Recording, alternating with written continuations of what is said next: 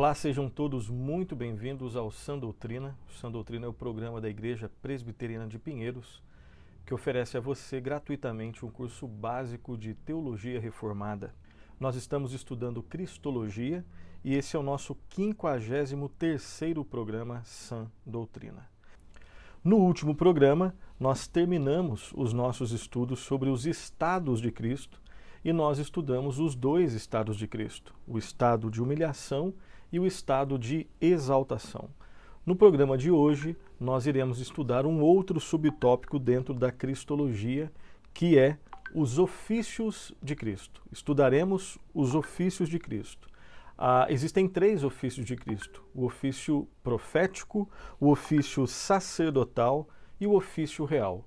Então nós iremos estudar Cristo como profeta, Cristo como sacerdote e Cristo como rei.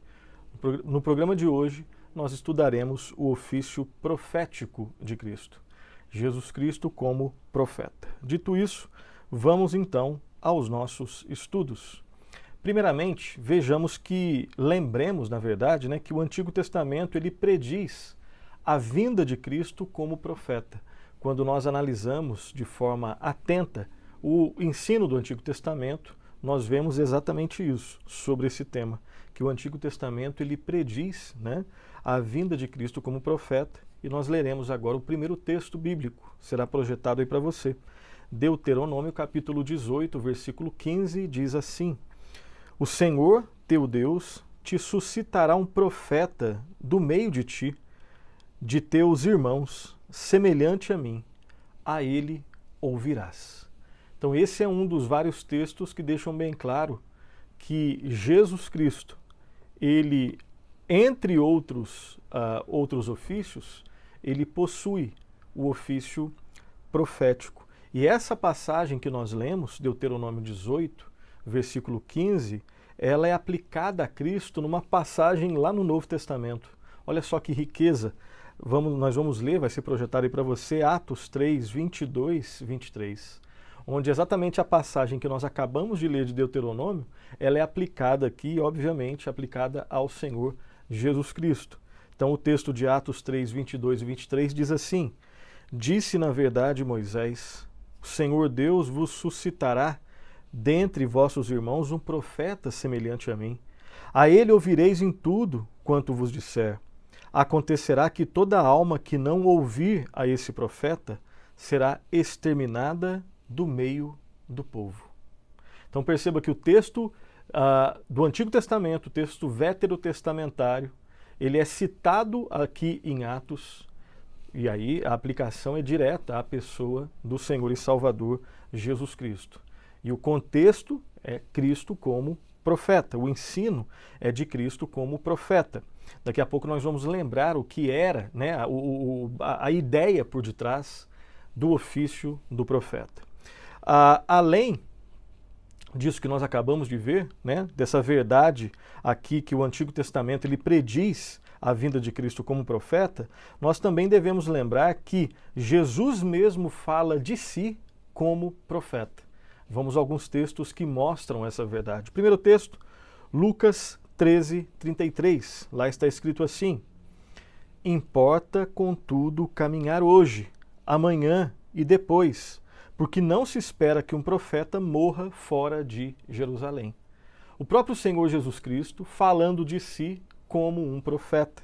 E existem outros textos em que Jesus afirma trazer uma mensagem da parte do Pai. E isso está na essência da atividade profética. Aquele que fala ao povo da parte do Pai, da parte de Deus. No caso, Cristo, o Deus Filho, falando de Deus Pai. Então vamos ler alguns textos. O João, capítulo 8, versículo 26 a 28, está escrito assim: Muitas coisas tenho para dizer a vosso respeito e vos julgar. Porém, aquele que me enviou é verdadeiro, de modo que as coisas que dele tenho ouvido, essas digo ao mundo. Eles, porém, não atinaram que lhes falava do Pai. Disse-lhes, pois, Jesus: Quando levantardes o Filho do Homem, então sabereis que eu sou, e que nada faço por mim mesmo, mas falo como o Pai me ensinou. Então Cristo, no texto anterior, referindo-se a si mesmo como profeta. Aqui, em João 8, 26, 28, o Senhor Jesus Cristo, falando da parte do Pai, o que está na essência da atividade profética. Um outro texto, João 12, 49 e 50, está escrito assim: porque eu não tenho falado por mim mesmo, mas o Pai que me enviou, esse me tem prescrito o que dizer e o que anunciar. E sei que o seu mandamento é a vida eterna. As coisas, pois, que eu falo, como o Pai me tem dito, assim falo. Novamente, claramente, Cristo falando da parte do Pai. Temos outros textos, vamos ler. João 14, 10. Não crês que eu estou no Pai e que o Pai está em mim? As palavras que eu vos digo, não as digo por mim mesmo, mas o Pai que permanece em mim faz as suas obras. Novamente, Cristo falando da parte do Pai. Outros textos, João 14, 24, vários textos do Evangelho de João. Lá está escrito assim: quem não me ama não guarda as minhas palavras, e a palavra que estáis ouvindo não é minha, mas do Pai que me enviou. Isso está na essência do ofício profético. Cristo, o profeta, falando da parte do Pai. João 15, 15. Já não vos chamo servos, porque o servo não sabe o que faz o seu senhor, mas tenho-vos chamado amigos, porque tudo quanto ouvi de meu Pai vos tenho dado a conhecer. Então o Pai transmitindo a palavra ao Filho, a palavra eterna, e o Filho, a palavra eterna, comunicando essa palavra que vem do Pai ao povo de Deus, aos seus discípulos. João 17, 8, porque eu lhes tenho transmitido as palavras que me deste, e eles as receberam, e verdadeiramente conheceram que saí de ti, e creram que tu me enviaste. A comunhão perfeita entre Pai e Filho. João, e o último texto dessa parte, desse aspecto, João 17, 20, está escrito assim: não rogo somente por estes, mas também por aqueles que vierem a crer em mim, por intermédio da sua palavra. Era Cristo, a palavra encarnada, que estava proclamando as palavras que vinham do Pai. Isso é central na atividade profética de Cristo. Um outro aspecto que nós devemos lembrar é que Jesus prediz coisas futuras. E predizer coisas futuras é uma das atividades proféticas. Infelizmente, muitas pessoas acham que a atividade profética só consiste em predizer coisas futuras. Não. Prioritariamente, fundamentalmente, a atividade profética é caracterizada pela proclamação da vontade do Pai, da vontade de Deus. Vamos então aos textos que mostram exatamente isso. O fato de que Cristo, ele predisse coisas futuras e esse dizer coisas futuras, esse proclamar coisas futuras, também faz parte da atividade profética. Lucas 19, 41, 44 está escrito assim: quando ia chegando, vendo a cidade, chorou e disse: se conheceras por ti mesmo ainda hoje o que é devido à paz, mas isso está oculto, agora oculto aos teus olhos.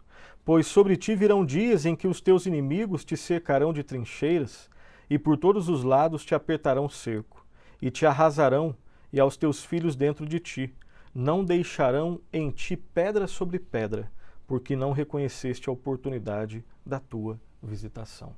Então, Cristo falando, predizendo eventos futuros. E isso faz parte, o dizer coisas futuras faz parte da atividade profética, embora não resuma toda a atividade profética. Jesus também, ele falava e fala com autoridade singular. E essa singularidade na proclamação caracteriza a atividade do verdadeiro profeta. Mateus 7, 28, 29 diz assim: quando Jesus acabou de proferir estas palavras, estavam as multidões maravilhadas da sua doutrina, porque ele as ensinava como quem tem autoridade e não como os escribas. Então esse peso diferente, esse revestimento diferente, esse peso de poder, caracterizava a atividade profética, as palavras do profeta. E Cristo tinha isso no nível insuperável da perfeição e excelência. Jesus Cristo também ele foi reconhecido como profeta. Nós vimos que Jesus Cristo ele via-se como um profeta. mas as pessoas também consideravam Cristo como profeta.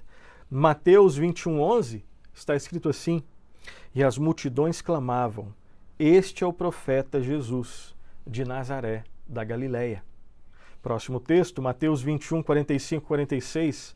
Os principais sacerdotes e os fariseus, ouvindo estas parábolas, entenderam que era a respeito deles que Jesus falava. E conquanto buscassem prendê-lo, temeram as multidões, porque estas o consideravam como profeta. Então, Jesus sendo reconhecido como profeta. Tem mais textos. Lucas 7,16. Todos ficaram possuídos de temor e glorificavam a Deus, dizendo: grande profeta se levantou entre nós, e Deus visitou o seu povo. Lucas 24:19. Ele lhes perguntou quais, e explicaram o que aconteceu a Jesus, o Nazareno, que era varão profeta, poderoso em obras e palavras, diante de Deus e de todo o povo. Perceba que é mais um texto, esses dois últimos textos também deixam claramente, evidenciam o reconhecimento do povo de que Cristo era profeta. Mas há mais textos aqui. João 3,2. Este de noite foi ter com Jesus e lhe disse: Rabi, sabemos que és mestre vindo da parte de Deus, porque ninguém pode fazer estes sinais que tu fazes, se Deus não estiver com ele. Então Jesus sendo reconhecido como um mestre, né, o Rabi aqui, e aqui no caso, né, o episódio de Nicodemos, né, que visitou Cristo, o Senhor Jesus, à noite para conversar com ele, tendo aquela conversa que revolucionou a sua vida, né? Então Nicodemos refere-se a Cristo como Rabi, mestre, né, o que é equivalente a esse peso que o profeta tem. E João, capítulo 4, 19, lá está escrito assim: Senhor, disse-me a mulher, vejo que tu és profeta. Né, no episódio da mulher samaritana. João 6,14, vendo, pois, os homens o sinal que Jesus fizera, disseram: este é verdadeiramente o profeta que devia vir ao mundo. João 7,40, lá nós lemos assim: então os que dentre o povo tinham ouvido estas palavras diziam: este é verdadeiramente o profeta. E por fim, João 9,17. De novo perguntaram ao cego: que dizes tu a respeito dele, visto que te abriu os olhos? Que és, ou melhor, que é profeta, respondeu ele. Então todos esses textos mostram claramente Jesus Cristo sendo reconhecido pelo povo, e, e o povo aqui, várias classes de pessoas, né? Pessoas como Nicodemos, pessoas como esse cego que foi curado, multidões, indivíduos. Então todas essas pessoas reconhecendo que Jesus Cristo era profeta. Dito isso, vamos agora a um outro subtópico aqui dentro desse nosso grande assunto da aula de hoje, né? Esse programa número 53 do Sã Doutrina, que fala sobre o ofício profético de Cristo. Vejamos agora a ideia de profeta segundo as Escrituras. Quando nós falamos em profeta, embora nós já demos uma introdução sobre isso, quando nós falamos do profeta, quais são as ideias que vêm à nossa mente? Será que elas estão corretas? Quais são as ideias que deveriam vir à nossa mente? Vamos falar um pouco sobre isso. Então existem duas passagens clássicas quando nós falamos sobre a ideia de um profeta. A primeira passagem vai ser projetada, nós vamos ler. Êxodo capítulo 7, versículo 1, está escrito assim: então disse o Senhor a Moisés: vê que te constituí como Deus sobre Faraó, e Arão, teu irmão, será teu profeta. Será teu profeta, Arão, teu irmão. E a segunda passagem, Deuteronômio, capítulo 18, versículo 18. Está escrito assim: suscitar-lhes-ei um profeta do meio de seus irmãos, semelhante a ti, em cuja boca porei as minhas palavras, e ele lhes falará tudo o que eu lhe ordenar. Então essas são duas passagens clássicas que falam da ideia por detrás, né? Da ideia que marca, que caracteriza o profeta, né? aquele que fala das coisas de Deus, né? Aquele que é guiado, constituído por Deus para proclamar ao povo a vontade de Deus. Tá? Então essas passagens indicam que existem dois lados no ofício profético. Um lado receptivo e um lado produtivo. Ele recebe algo e transmite algo, ok? Basicamente, o profeta recebe revelações divinas em sonhos, visões ou comunicações verbais. Esse é o aspecto receptivo, né? Estamos falando aqui de textos principalmente do Antigo Testamento. Obviamente, é ali que nasce o ofício profético. E, posteriormente, depois de receber, ele entrega, ele comunica o que foi recebido ao povo, né? Ele recebe de Deus e entrega ao povo, de forma oral ou visivelmente, em ações proféticas. Esse é o aspecto produtivo. Então, o profeta, na atividade profética, existem esses dois aspectos. O aspecto receptivo e o aspecto produtivo. Ele recebe uma mensagem de Deus e entrega essa mensagem recebida de Deus ao povo. Basicamente, nisso constitui a ideia do profeta. Vamos a alguns textos. Números, capítulo 12, versículos 6 e 8, está escrito assim: Então disse, ouvi agora as minhas palavras, se entre vós há profeta, eu, Senhor, em visão a ele, me faço conhecer ou falo com ele em sonhos. Não é assim com meu servo Moisés, que é fiel em toda a minha casa. Boca a boca falo com ele, claramente, e não por enigmas, pois ele vê a forma do Senhor. Como, pois, não temeste falar contra o meu servo, contra Moisés? Próximo texto, Isaías 1, de 4 a 10, um texto um pouco maior. Acompanhe com atenção a leitura. Isaías 1, 4 a 10. Ai desta nação pecaminosa, povo carregado de iniquidade, raça de malignos, filhos corruptores, abandonaram o Senhor, blasfemaram do Santo de Israel, voltaram para trás. Por que haveis de ainda ser feridos, visto que continuais em rebeldia? Toda a cabeça está doente, e todo o coração enfermo. Desde a planta do pé até a cabeça não há nele coisa sã, senão feridas, contusões e chagas inflamadas, umas e outras não espremidas, nem atadas, nem amolecidas com óleo. A vossa terra está assolada, as vossas cidades consumidas pelo fogo, a vossa lavoura os estranhos devoram em vossa presença, e a terra se acha devastada como numa subversão de estranhos. A filha de Sião é deixada como choça na vinha, como palhoça no pepinal, como cidade sitiada. Se o Senhor dos Exércitos não nos tivesse deixado alguns sobreviventes, já não teríamos tornado como Sodoma e semelhantes a Gomorra. Ouvi a palavra do Senhor. Vós, príncipes de Sodoma, prestai ouvidos à lei do vosso Deus, vós, povo de Gomorra. Então aqui nós temos também, nesse contexto tão difícil, tão influenciado, né, pelo pecado, povo rebelde, mas ainda havia esperança, porque no final, aqui, né, existe no versículo 10 aqui esse ouvir a palavra do Senhor. Ouvir a palavra do Senhor. E era um profeta que comunicava essa palavra. Ele recebia o aspecto receptivo, essa palavra, e ele transmitia o aspecto produtivo dessa palavra. Próximo texto, Ezequiel capítulo 3, né, o profeta Ezequiel capítulo 3, de 1 a 4, está escrito assim: Ainda me disse, filho do homem, come o que achares, come este rolo, vai e fala à casa de Israel. Então abri a boca e ele me deu a comer o rolo, e me disse, filho do homem, dá de comer ao teu ventre e encha as tuas entranhas deste rolo que eu te dou. Eu o comi e na boca me era doce como mel. Disse-me ainda, filho do homem, vai, entra na casa de Israel e dize-lhe as minhas palavras. Então o profeta, ele recebe a palavra de Deus e transmite a palavra de Deus.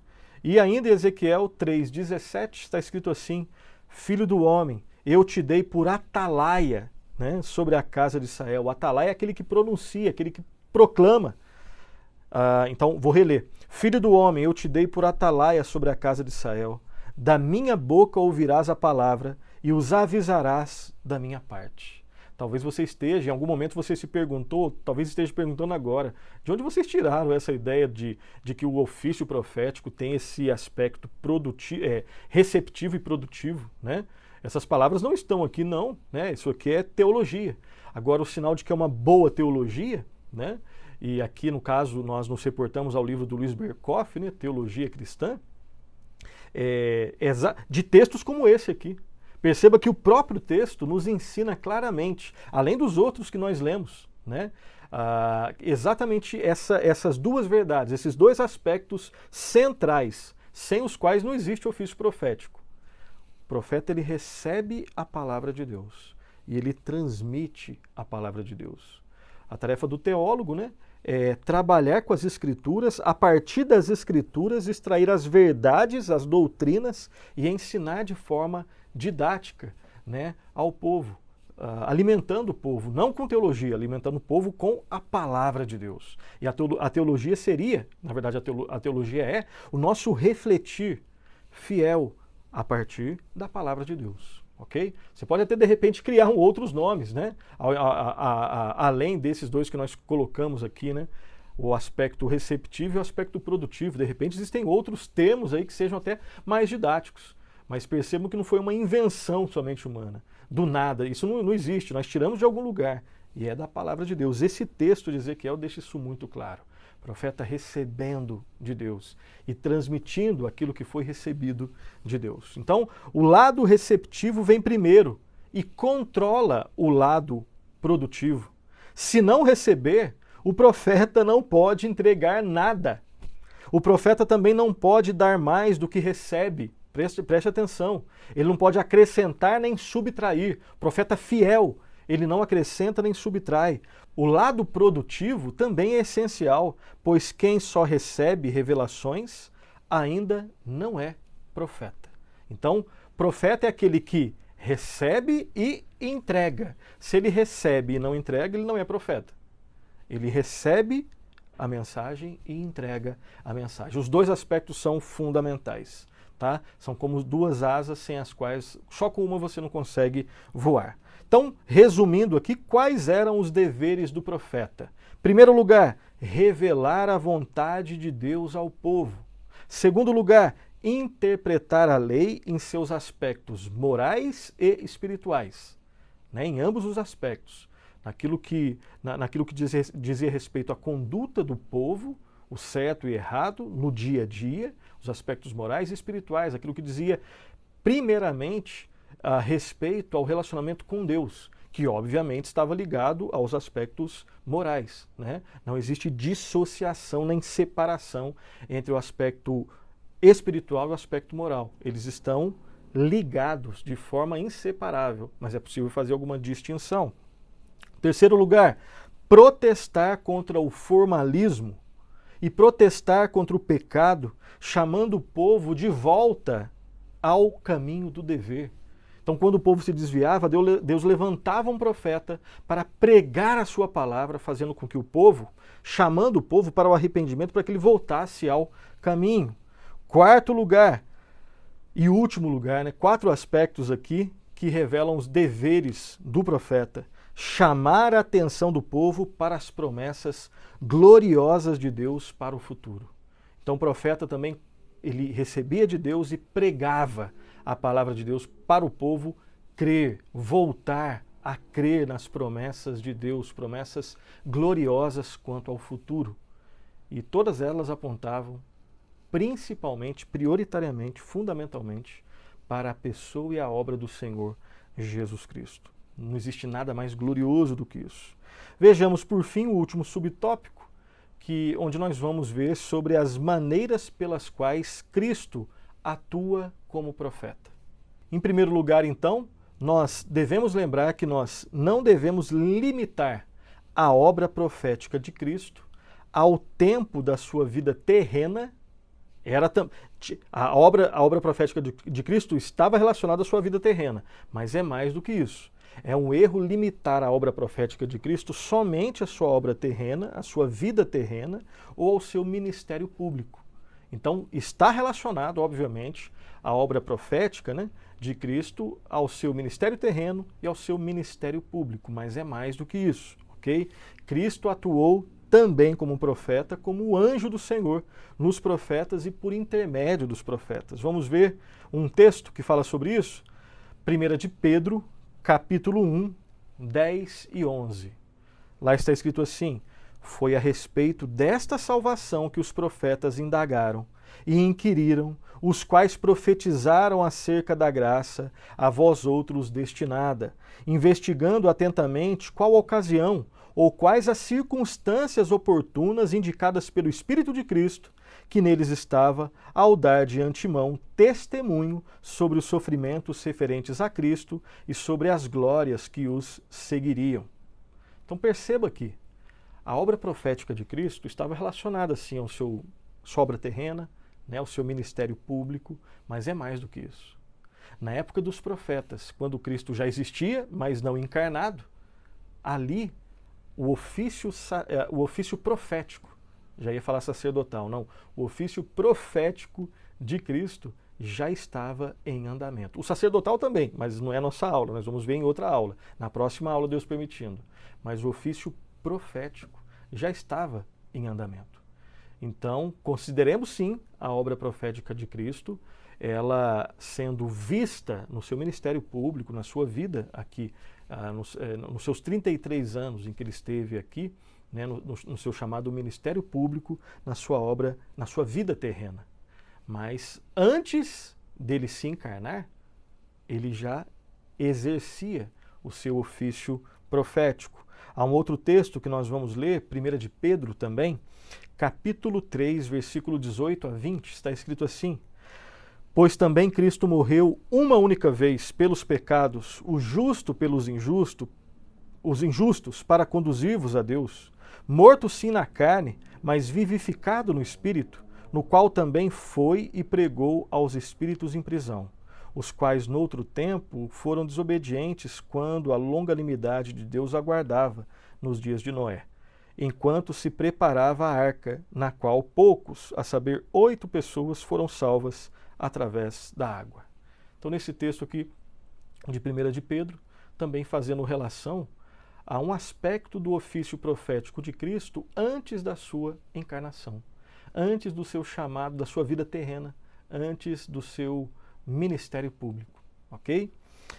Devemos lembrar também que Cristo, enquanto estava na terra, exerceu o ofício profético naquilo que ele ensinava, né, nos seus ensinos, e por meio dos sinais que seguiam os seus ensinos. A obra profética de Cristo, ela não cessou quando ele ascendeu aos céus. Nós já estudamos a ascensão de Cristo, né? E aí nós podemos fazer uma relação aqui.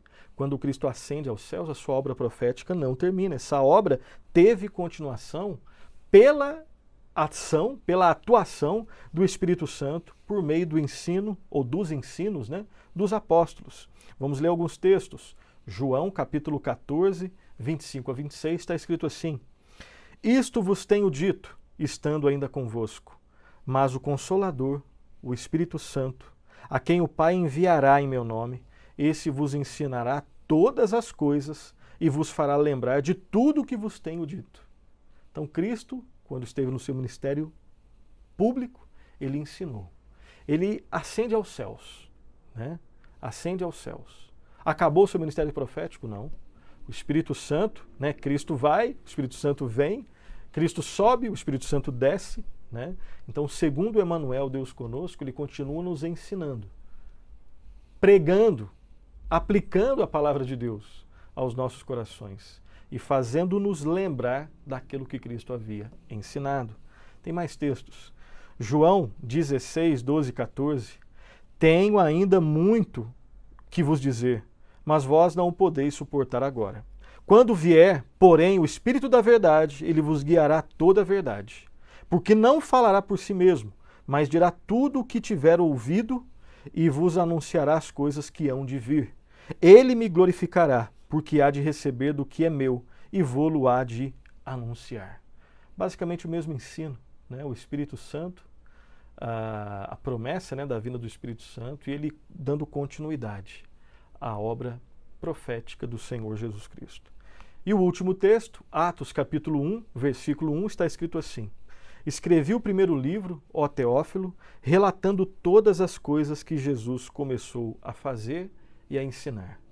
Perceba que essas coisas que Jesus começou a fazer e a ensinar, essas coisas seriam completadas, né, pela ação, pelo ministério do Espírito Santo. Ok?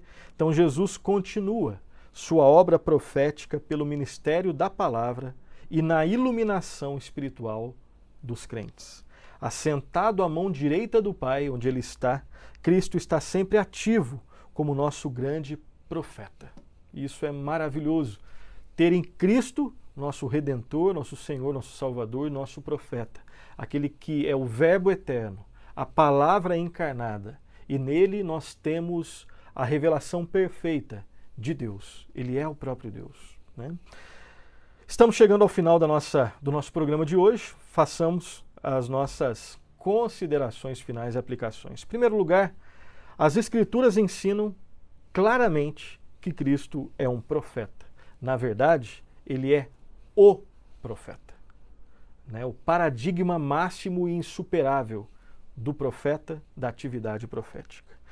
Segunda aplicação e consideração, como profeta, o Senhor Jesus Cristo proclama a vontade de Deus Pai ao povo de forma perfeita e insuperável.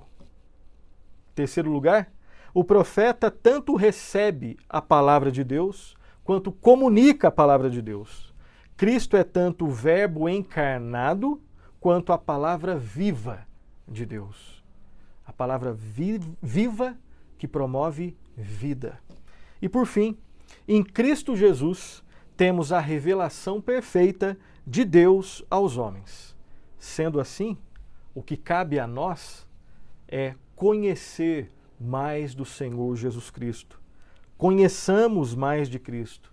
E esse conhecimento, embora atinja e influencie, né, o aspecto cognitivo, mexa com a nossa racionalidade, esse conhecimento vai muito além disso, mas muito além disso. Conheçamos mais a Cristo, porque esse conhecimento é vida. Conheçamos mais a palavra de Deus. E na palavra de Deus conheçamos mais a Cristo. Esse conhecimento é vida e que Deus promova a vida a partir desse conhecimento na minha vida e na sua vida. Assim nós terminamos o programa de hoje. No próximo programa, Deus permitindo, nós veremos, estudaremos, refletiremos juntos sobre o segundo ofício de Cristo, o ofício sacerdotal. Hoje, né, no programa de hoje, nesse programa vimos o ofício profético. No próximo, Deus permitindo, o ofício sacerdotal. Quero terminar com algumas indicações bibliográficas. O livro do Michael Reeves, da editora Monergismo, Deleitando-se em Cristo. Ok? Fica para indicação, para o seu aprofundamento, né, sobre o tema da pessoa e da obra de Cristo. Especificamente também falando sobre o seu ofício profético. E também a Teologia Sistemática, uma análise histórica, bíblica e apologética para o contexto atual, da editora Vida Nova, escrita por dois autores, né? Dois autores, o Franklin Ferreira e o Alan Miatti. E aqui no capítulo que fala sobre Cristologia, há algumas páginas sobre o assunto do programa de hoje, sobre os ofícios de Cristo, especificamente sobre o ofício profético, ok?